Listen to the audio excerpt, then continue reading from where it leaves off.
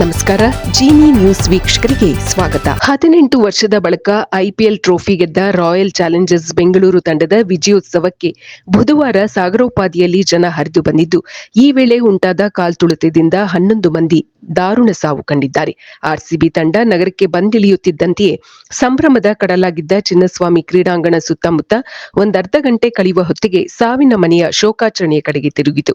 ಕ್ರೀಡಾಂಗಣ ಹಾಗೂ ವಿಧಾನಸೌಧದ ಆವರಣದಲ್ಲಿ ನೆರೆದಿದ್ದ ಯುವ ಸಮೂಹಕ್ಕೆ ಈ ಯಾವುದೂ ಗಮನಕ್ಕೆ ಬರದೆ ಕೇಕೆ ಹಾಕುತ್ತಲೇ ಇದ್ದರು.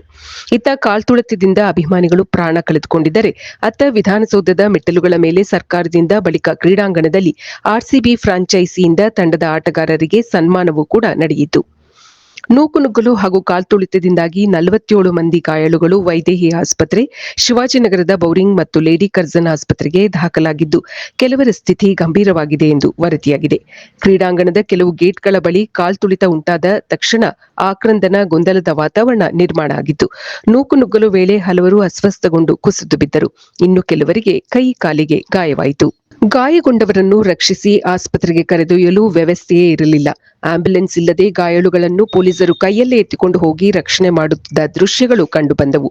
ಆಸ್ಪತ್ರೆಗೆ ಕರೆದೊಯ್ಯುವ ದಾರಿ ಮಧ್ಯೆ ಬಾಲಕನೊಬ್ಬ ಮೃತಪಟ್ಟರೆ, ಉಳಿದವರು ಆಸ್ಪತ್ರೆಯಲ್ಲಿ ಮೃತಪಟ್ಟಿದ್ದಾರೆ. ಚಿನ್ನಸ್ವಾಮಿ ಕ್ರೀಡಾಂಗಣ ಹಾಗೂ ವಿಧಾನಸೌಧದ ಆವರಣಕ್ಕೆ ನಿರೀಕ್ಷೆಗೂ ಮೀರಿ ಅಭಿಮಾನಿಗಳು ಬಂದ ಕಾರಣ ಈ ಕಾಲ್ತುಳಿತ ಸಂಭವಿಸಿದೆ.